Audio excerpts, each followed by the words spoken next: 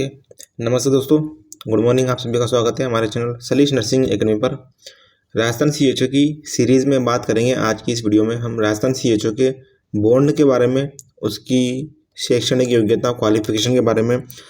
देखिए, इस वैकेंसी में राजस्थान सीएचओ की जो वैकेंसी आई है 3571, इसमें आपको दो तरह का बॉन्ड बनना है। 2 स्टाम्प पेपर पे 500 रुपये के, जो 75,000 रुपये का बॉन्ड भरेगा आपका, और आपका 5 लाख का बॉन्ड भरेगा। कैसे बनना है, किस तरह से बनना है, बात करेंगे। क्वालिफिकेशन की बात करेंगे, कौन कौन इसमें अभ्यर्थी अप्लाई कर सकता है। जीएनएम वाले, बीएससी नर्सिंग वाले, आयुर्वेदिक वाले, इनके लिए काफ़ी ज़्यादा एक शर्तें निकाली है, योग्यताएँ निकाली है, तो उसके बारे में इस वीडियो में हम आपको समझाएंगे।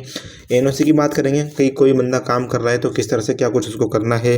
ब्रिज कोर्स जब आपका होगा, सिलेक्शन हो जाता है, तो आपको कितना पेमेंट देना है, कितने अटेम्प्ट में पास करना है। सैलरी के बारे में बात करेंगे, इंसेंटिव के बारे में बात करेंगे। सैलरी में भी काफ़ी ज़्यादा कॉन्फ्लिक्ट, मतलब भ्रम यहाँ पे पैदा हो रहा है दोस्तों।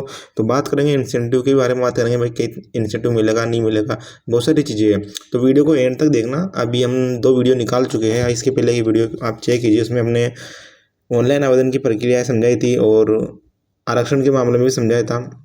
तो ये 2 टॉपिकों पर बात करेंगे। काफ़ी छोटी वीडियो रहेगी ये, पिछली वीडियो की तुलना में काफ़ी लंबी हो गई थी, तो बिल्कुल डिटेल में बात करेंगे। चलिए करते हैं शुरुआत। दोस्तों, सबसे पहले जानकारी के लिए आपको बता दूं, आपने अभी तक हमारा टेलीग्राम व्हाट्सएप ग्रुप ने ज्वाइन नहीं किया है तो ज्वाइन कर लीजिए। सलीश नर्सिंग एकेडमी आप देखिए सामने, आपके सामने है टेलीग्राम ग्रुप, आप सर्च कर लेना जाकर टेलीग्राम पर, या फिर लिंक आपको हमारे वीडियो के डिस्क्रिप्शन में मिल जाएगा। साथ ही में आपसे रिक्वेस्ट है, आपसे हमारा रिक्वेस्ट है, जो ये ब्लैक कलर का बटन दिखाई दे रहा है सब्सक्राइब का, तो इसको सफ़ेद कीजिएगा, या फिर लाल कलर का बटन भी हो सकता है आपके। सलीश नर्सिंग एकेडमी चैनल को सब्सक्राइब जरूर कीजिए दोस्तों, वीडियो को शेयर कीजिए। करते वीडियो को शुरुआत। कम्युनिटी हेल्थ ऑफिसर की जो भर्ती है ये 3571 पोस्टों पर, इसमें आपको जो सैलरी मिलेगी फिक्स इन्होंने कर दिया है, 25,000 रुपये इसमें सैलरी आपको मिलने वाली है। बॉन्ड की बात करेंगे तो बॉन्ड यहाँ पे काफ़ी लंबी चौड़ी प्रोसीजर है। इस बार 2 तरह का बॉन्ड है, उसके बारे में आपको समझाता हूँ। तो दोस्तों, एक बॉन्ड आपको बनना है यहाँ पे 5 लाख का, और दूसरा बॉन्ड आपको बनना है यहाँ पर 75,000 का। ठीक है, 5 लाख का कब बनना है, तो देखिए इसमें बताया है इन्होंने, भाई आप एग्ज़ाम दोगे, एग्ज़ाम देने के बाद यदि आप शॉर्ट लिस्टेड हो जाते हो कैंडिडेट, ठीक है, आपकी जो लिस्ट आएगी क्वालिफाई की, उसमें यदि आप शॉर्ट लिस्टेड हो जाते हो, तो उसके बाद क्या है, बंदे के पास कम्युनिटी हेल्थ में CCH का सर्टिफिकेट होना चाहिए, या फिर नॉर्मली BSc नर्सिंग वाला हो, BSc कर रखी हो इन कम्युनिटी हेल्थ में, BSc nursing with integrated course हो, या फिर पोस्ट बेसिक BSc नर्सिंग वाला हो जिसके पास इंटीग्रेटेड कोर्स है। उन सभी को यदि वो पोस्टेड होंगे CHO की पोस्ट पर, तो उसके पहले उनको सबमिट करना होगा 5 लाख का बॉन्ड। अब 5 लाख का बॉन्ड क्यों सबमिट करना है, 500 रुपये के नॉन जुडिशियल स्टाम्प पेपर पे उसको फ्यूली करना है।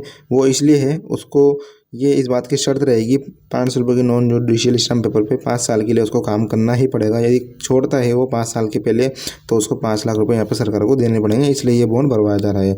दूसरी शर्त देखिए, दूसरी शर्त में इन्होंने बताया है B पॉइंट में कि before joining the bridge course shortlisted candidate shall have to submit bond of 75,000, यानी आपको 75,000 रुपये का यहाँ पे बॉन्ड बनना है ब्रिज कोर्स स्टार्ट होने से पहले। माना कि अभी आप एग्ज़ाम देते हो, सिलेक्ट हो जाते हो, ठीक है, फिर फाइनल सूची आती है, आप उसमें सेलेक्ट हो जाते हो, उसके बाद आपका ब्रिज कोर्स शुरू होगा। लेकिन ब्रिज कोर्स शुरू होने से पहले 500 रुपये के नॉन जुडिशियल स्टाम्प पेपर पर आपको 75,000 रुपये का यहाँ पे बॉन्ड भरना है। और वो इसलिए है ताकि आप ब्रिज कोर्स के दौरान, यानी 6 महीने का जो आपका ब्रिज कोर्स होगा उसके दौरान आप डिज़ाइन नहीं दे सकते, विड्रॉ नहीं कर सकते, छुट्टी नहीं मार सकते, या फिर आप डिसकंटिन्यू गैप दे के उसमें ट्रेनिंग के दौरान उपस्थित नहीं रह सकते। यानी आपको कंटिन्यू ब्रिज कोर्स करना पड़ेगा 6 महीने का लगातार, जहाँ पे आपको सरकार करवाएगी दूसरे ज़िले में, अपने ज़िले में, वहाँ पर। और यदि आपको इनमें से कोई अनियमितता पाई जाती है सरकार को, तो आपको 75,000 रुपये यहाँ पे देना पड़ेगा as the per according to government. ठीक है, अब बात करेंगे C पॉइंट में, तो इन्होंने बताया है before joining the bridge course, यानी ब्रिज कोर्स ज्वाइनिंग करने से पहले शॉर्ट लिस्टेड जो कैंडिडेट होंगे, यानी चयनित जो अभ्यर्थी होंगे, उनको सबमिट करना पड़ेगा 5 लाख का बॉन्ड 500 रुपये के नॉन जुडिशियल स्टाम्प पेपर पे। और वो इसलिए है ताकि जैसे ब्रिज कोर्स कंप्लीट हो जाता है आपका, successful completion of bridge course, तो पीरियड ऑफ मिनिमम 5 साल के पहले जो है आप ये छोड़ नहीं सकते, ऐसा इसमें इन्होंने कहा गया है। तो 3 तरह की शर्तें हैं जिसको हमने समझाया बॉन्ड के बारे में। चले आगे बात करेंगे पात्रता और शैक्षणिक योग्यता के बारे में। अब कौन कौन अभ्यर्थी इसमें अप्लाई कर सकता है, ये सबसे बड़ी इंपॉर्टेंट सवाल है और काफ़ी लोगों के क्वेश्चन भी है। ये जानकारी के लिए बता दूं आपको 25,000 रुपये सैलरी इसमें फिक्स कर दिए। इंसेंटिव आपको इसमें नहीं मिलेगा, जो कि आपको नीचे इन्होंने लिख के दे दिया है साफ साफ। और ब्रिज कोर्स के दौरान भी आपको कोई पेमेंट नहीं मिलने वाला। 2020 वाली भर्ती में क्या हुआ था, आपको ब्रिज कोर्स के दौरान भी सैलरी मिली थी लगभग 10,000 सरकारी कॉलेजों में, प्राइवेट कॉलेजों की भी आनी शुरू हो गई है। लेकिन अभी जो भर्ती आई है 3,531, इसमें आपको कोई ब्रिज कोर्स के दौरान पेमेंट नहीं मिलने वाला। ठीक है, उल्टा आपको इसमें पेमेंट देना पड़ेगा। एसेंशियल क्वालिफिकेशन की बात करते हैं, योग्यताओं की, कौन कौन अप्लाई कर सकता है। ऐसे लोग जिन्होंने बीएससी कर रखी है कम्युनिटी हेल्थ के अंदर, वो अभ्यर्थी भी इसमें अप्लाई कर सकते हैं। इसके अलावा नर्स यानी जीएनएम जनरल नर्सिंग वाले और बीएससी नर्सिंग वाले फ्रेशर अभ्यर्थी इसमें अप्लाई कर सकते हैं। और तीसरा है बीएएमएस आयुर्वेदिक वाले भी इसमें अप्लाई कर सकते हैं। इन तीनों के पास जो है रजिस्टर्ड होना चाहिए, ये सभी तीनों राजस्थान नर्सिंग काउंसिलिंग में या फिर बोर्ड ऑफ इंडियन मेडिसिन में। इंडियन मेडिसिन में इनका रजिस्ट्रेशन होना आवश्यक है, बीएएमएस वालों का, और राजस्थान नर्सिंग काउंसिलिंग में बीएससी इन कम्युनिटी हेल्थ या फिर जीएनएम और बीएससी नर्सिंग वालों का यहाँ पे पंजीकरण होना आवश्यक है। चलिए बात करेंगे आगे। All candidate have to appear to screening exam and shortlisted candidate, जो भी अभ्यर्थी अपीयर होंगे, जाएंगे एग्जाम देने, शॉर्ट लिस्टेड कैंडिडेट हो जाओगे तो उसके बाद क्या है, इन्होंने कुछ शर्तें दी है। Having certificate in community health, आपके पास सर्टिफिकेट होना चाहिए कम्युनिटी हेल्थ का, या फिर बीएससी इन कम्युनिटी हेल्थ में आपकी जो है बीएससी वाले अभ्यर्थी होने चाहिए जिन्होंने कम्युनिटी हेल्थ में कोर्स कर रखा है, या फिर बीएससी नर्सिंग वाले होना चाहिए जिनके पास सीसीएच का कोर्स है, या फिर पोस्ट बेसिक बीएससी नर्सिंग वाले होना चाहिए जिनका सीसीएच कोर्स है। उनको जो है कॉन्ट्रेक्चुअल पोस्ट पर लगाया जाएगा सब हेल्थ सेंटर या फिर हेल्थ एंड वेलनेस सेंटर पर। अब बी पॉइंट में देखिए, वो do not have certificate community health, जिनके पास कम्युनिटी हेल्थ सर्टिफिकेट नहीं है, यानी जिसके पास है उनको तो डायरेक्ट पोस्टिंग दे दी जाएगी। अब जिनके पास नहीं है उसमें इन्होंने बी पॉइंट में समझाया है कि बी पॉइंट में इन्होंने कहा है वो do have not certificate in community health, जिनके पास कम्युनिटी हेल्थ का सर्टिफिकेट नहीं है, या फिर बीएससी इन कम्युनिटी हेल्थ वाले नहीं है, या फिर बीएससी नर्सिंग वाले नहीं है जिनके पास सीसीएच का कोर्स है।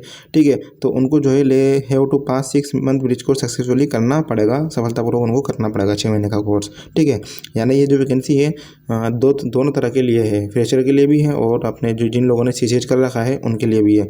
अब आपका एक सवाल ये रहेगा कि इस तरह में ये बताइए कि सीसीएच का कौन कौन सी यूनिवर्सिटी का चल जाएगा, तो इस पर भी हमारी बातचीत हो रही है। आगे देखिए, इन्होंने बी पॉइंट में फर्स्ट पॉइंट लिखा है, if candidate is not successfully in the bridge course in first attempt, यानी कोई अभ्यर्थी है और ब्रिज कोर्स के फर्स्ट अटेम्प्ट पास नहीं कर पाता। आप सभी को पता ही होगा 6 महीने का जब आपका ब्रिज कोर्स होगा उसके बाद आपका जो है एक एग्ज़ाम लगेगा। ठीक है, उस एग्ज़ाम में आप पास हो गए तभी आपको जो है सीएचओ की पोस्टिंग दी जाएगी सब हेल्थ सेंटर पर। ठीक है, यदि उसमें एग्ज़ाम में पास नहीं होते हो तो आपको एक और मौका यहाँ पे दे दिया जाएगा, इसमें लिखा गया है साफ साफ। फॉर सेकेंड अपॉर्चुनिटी फीस आपको उसकी बननी पड़ेगी। अब फीस कितनी है वो अभी हम इंटरव्यू ला रहे हैं 1-2 दिन में सीएचओ का, तो उसमें आपको और पूरी जानकारी मिल जाएगी। ठीक है, चलिए बात करते हैं आगे। अब इसमें सेकंड पॉइंट पे लिखा गया है, if any candidate is not qualify even after availing second opportunity, यानी दूसरे एग्जाम में भी कोई पास नहीं होता ब्रिज कोर्स करने के बाद दूसरा जो एग्ज़ाम होगा। ठीक है, यानी आपने फर्स्ट में तो आप फेल हो गए, फिर आपने दूसरा एग्ज़ाम दिया उसमें भी आप फेल हो गए, तो candidate shall have not be considered for the contractual post of CHO, यानी सीएचओ की पोस्टिंग उसको नहीं दी जाएगी, उसको जो है रिजेक्ट कर दिया जाएगा, बाहर निकाल दिया जाएगा। अन्य शर्त देखिए, सभी नर्स जीएनएम और बीएससी नर्सिंग अभ्यर्थियों को सीएचओ के पद पर आवेदन के समय नर्सिंग काउंसलिंग में पंजीकरण होना आवश्यक है। यानी जो मेरे पास, जैसे उदाहरण के तौर पर मेरा नाम है सलीश, मेरे पास मैंने जीएनएम कर रखी है तो मेरा पंजीकरण होना आवश्यक है राजस्थान नर्सिंग काउंसलिंग में, या फिर मैंने बीएससी नर्सिंग कर रखी है तो मेरा पंजीकरण होना आवश्यक है राजस्थान नर्सिंग काउंसलिंग में, या फिर मैंने बीएएमएस कर रखी है आयुर्वेदिक में तो मेरा पंजीकरण होना आवश्यक है इंडियन मेडिसिन में। तो ये है पहला पॉइंट का मतलब। चलिए आगे बात करते हैं।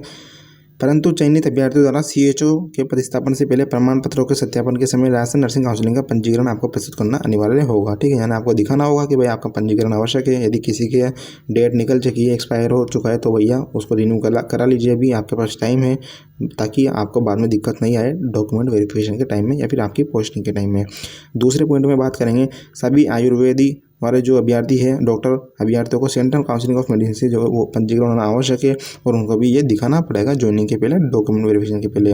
तीसरे पॉइंट में देखिए, जो सूचीबद्ध अभ्यर्थी है यानी जो क्वालिफाई अभ्यर्थी हो जाएंगे यदि सेवारत है, उन्हें 6 महीने के ब्रिज कोर्स से पहले संबंधित विभाग की अनापत्ति प्रमाण पत्र, ये एनओसी के बारे में है। तीसरा पॉइंट ध्यान देना। ठीक है, तो तीसरे पॉइंट में इन्होंने बताया है एनओसी आपको देनी पड़ेगी यदि आप कहीं काम कर रहे हो, तो कहीं भी आप काम कर रहे हो, तो चाहे गवर्नमेंट हो, संविदा पे हो, प्राइवेट हो, कार्य ग्रहण करने से पहले साफ साफ इन्होंने बोल दिया है एनओसी चाहिए, आप कहीं और काम नहीं कर सकते यदि आप सीएचओ में काम करना चाहोगे क्वालिफाई के बाद में, सिलेक्शन के बाद में।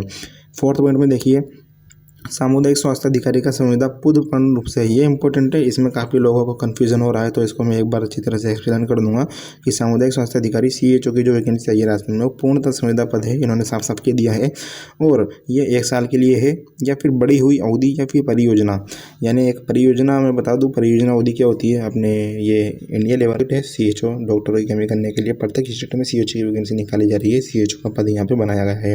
तब तक ये परियोजना चल रही है इंडिया भारत सरकार की तरफ से, तब तक ये पद रहेगा। या फिर बढ़ी हुई अवधि, यानी राजस्थान सरकार कब तक बढ़ाती है इस अवधि को, 1 साल के लिए और एक्सटेंड कर देती है, 5 साल के लिए और एक्सटेंड कर देती है, 10 साल के लिए और एक्सटेंड कर देती है, तब तक के लिए ये वैकेंसी रहेगी। फिलहाल तो 1 वर्ष के लिए है, 1 वर्ष बाद आपका फिर से नोटिफिकेशन निकलेगा कि अब आपकी जो सीएचओ की वैकेंसी है इतने साल के लिए आगे बढ़ा दी गई है। उसके बाद नहीं बढ़ा दी तो ये अवधि समाप्त हो जाएगी, इसके लिए कोई आदेश जारी करने की आवश्यकता भी नहीं होगी, इन्होंने साफ साफ लिख दिया है, जो कि गलत बात है।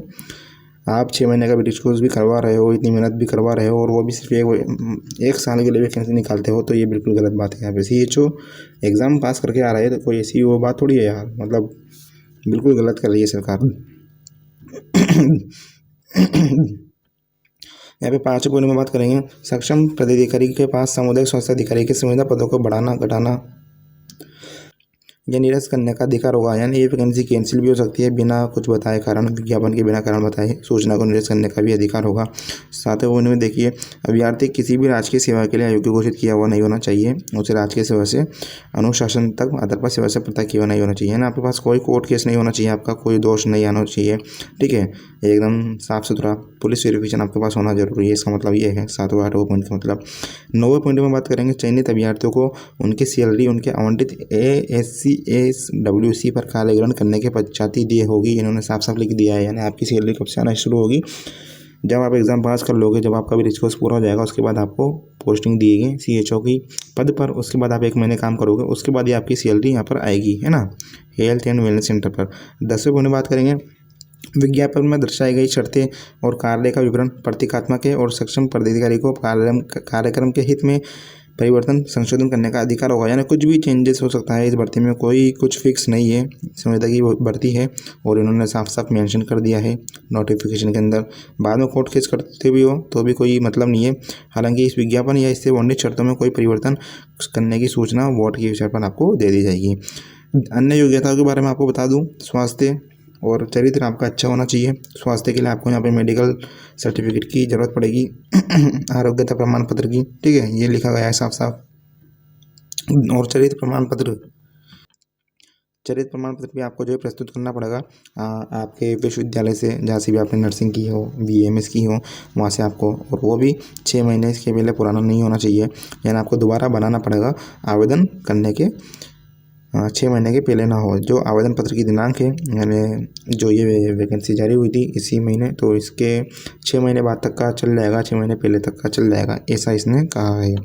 तो ये है 13 मिनट की वीडियो हो गई। अब नेक्स्ट वीडियो में हम बात करेंगे राष्ट्रीयता आयोग के बारे में। ओके, विवाह पंजीयन परीक्षा शुल्क।